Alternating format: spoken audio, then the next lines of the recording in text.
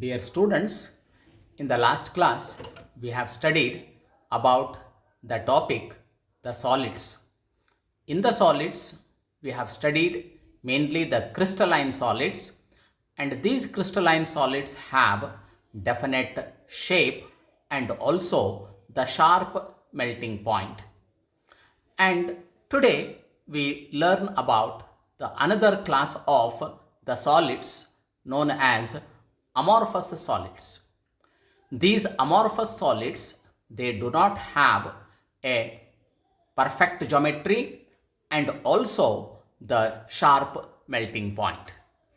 The glass is an example of this type of a solid. There is another material called the liquid crystals. These liquid crystals also have a geometry. Neither they are the liquids nor they are the perfect crystalline solids. They have an intermediate structures. So this class includes the structure of glass as well as the liquid crystals. The glass is a hard material which becomes rigid without crystallizing, making it amorphous. Hence, glass is also called a super cold liquid. There is no single chemical composition that characterizes all glass. Typical glass contains the formers, fluxes, and stabilizers. Silica, that is SiO2, is a former in the glass, that is especially in soda lime glasses. Fluxes and stabilizers are calcium carbonate and sodium carbonate. In glass, internal arrangement of atoms or molecules remain in a random or disordered state, similar to the arrangement in liquid. Such a solid is said to be amorphous. So amorphous solids do not have regular structure and sharp melting point. This slide shows the definition of a glass. As I have said, the glass, it looks like a solid, but it is in super cooled liquid state because the atoms are haphazardly arranged. It is an amorphous solid, and the term belongs to, it is an example of inorganic solids that do not have a plastic or other organics, that's called the inorganic solids. The glasses do not have crystalline internal structure. They usually are hard and brittle solids. The examples of the glasses includes borosilicate glass, soda lime glass, isinglass, etc. There are so many other the examples of amorphous solids. It includes the rubber, and it includes the plastics, it includes the glass, asphalt, cotton candy, and so on. In all these things, even though they are all solids, so the arrangement of the atoms, molecules, they are haphazardly arranged. Coming to the general properties of a glass. As I have said, the glass is an amorphous solid. It is not having any definite melting point. It has a very wide range of melting point. It is brittle, soften on heating. It can absorb, reflect, and transmit light. It is a good electrical insulator. It is affected by alkalis and not affected by air, water, acid, or chemical reagents. It is soluble in hydrofluoric acid, where it converts into silicon tetrafluoride. It possesses high comprehensive strength, and since it doesn't have any crystalline structure, no slippage between planes can occur. So, because of this, the glass breaks in a very haphazard way. There is no perfect breaking of a glass, if any, the the hammered. Light in weight. The glass is light in weight because it has homogeneous internal structure similar to liquids.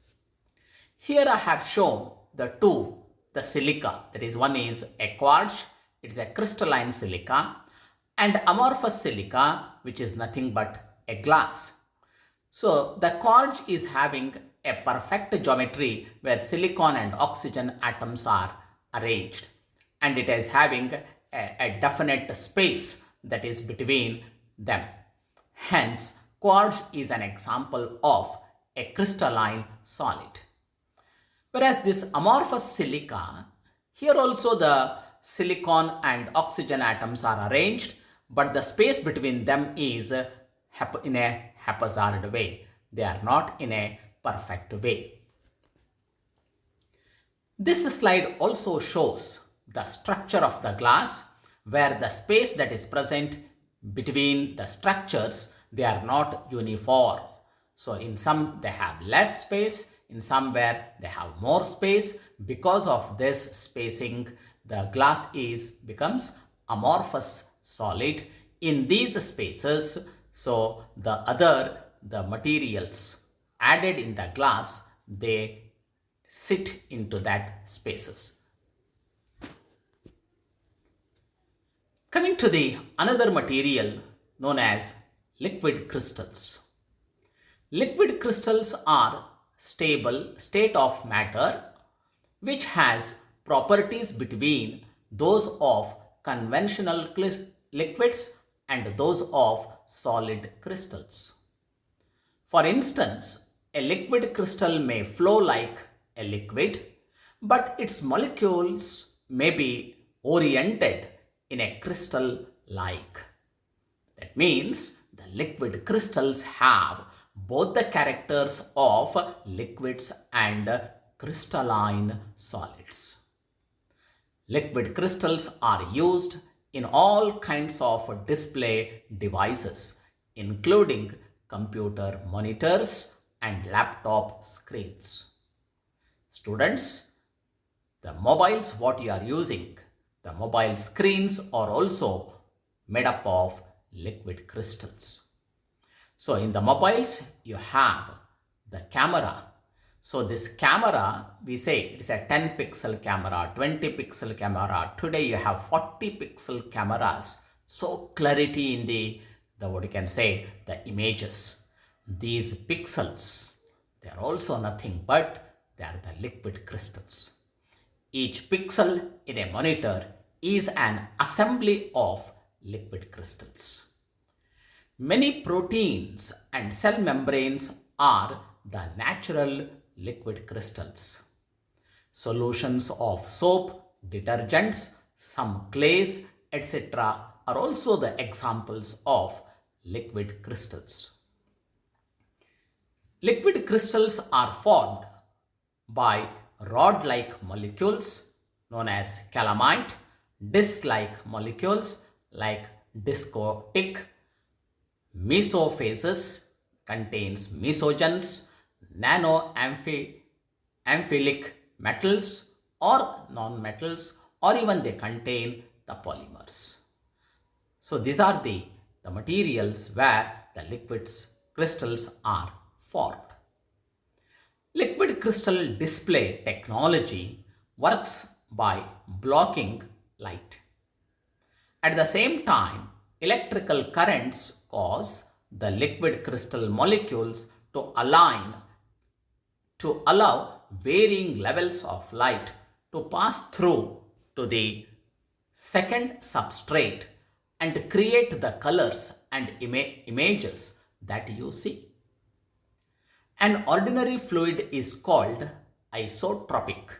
That is, its properties are independent of directions.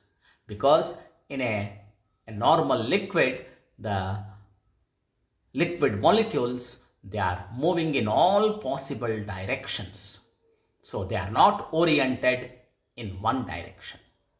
Whereas in liquid crystals, these are generally formed by rod-like molecules and it is in the state of mesomorphic phase. Mesomorphic phase means the molecules are arranged in one direction.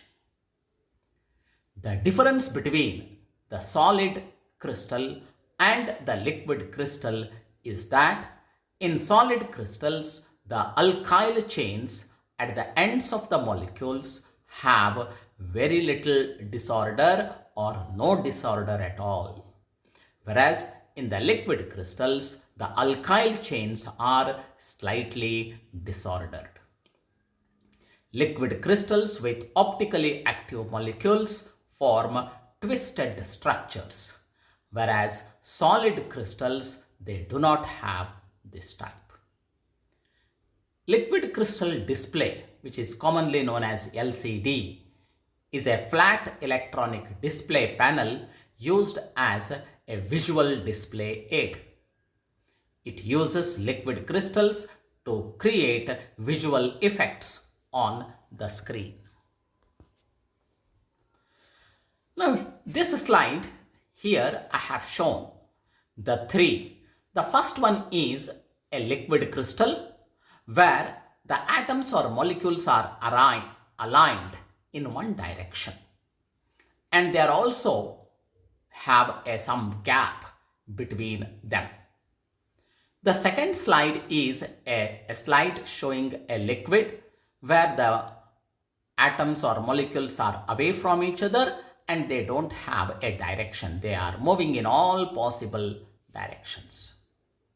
Of course, the third slide is a solid where the crystalline solid where atoms are arranged in one particular direction and they are very close to each other and also a space between them is minimum. So this is another slide showing the types of the liquid crystals. So coming to the types of the liquid crystals may be symmetric, nematic or isotropic. Of course, the isotropic, the liquid crystals are nothing but they are purely the liquid in state. So that's why the atoms or molecules which have a rod-like structure, they are haphazardly arranged and they are moving in all possible directions. Whereas the other two, they are oriented slightly to one way. And in this slide also have shown at the below the structure. So how the liquid crystal it looks. It transmits the light and showing the images in this fashion.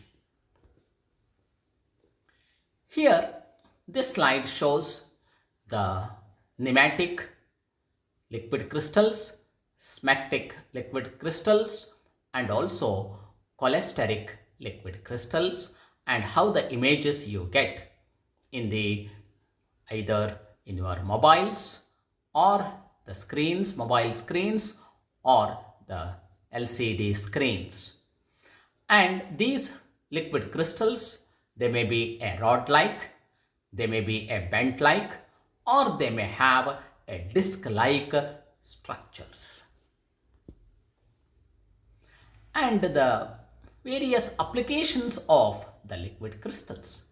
Liquid crystals are generally used in the flat TVs as well as even the computer devices. And also we have your mobile screens and also the timers and today we have a clock made up of the liquid crystal flat material. So these are all the various applications of the liquid crystals. Students, go through these things and try to learn about the structure of the glass, which is amorphous in nature, and also a new branch that is known as the liquid crystals. So how the types of the liquid crystals and where these liquid crystals are used. Thank you.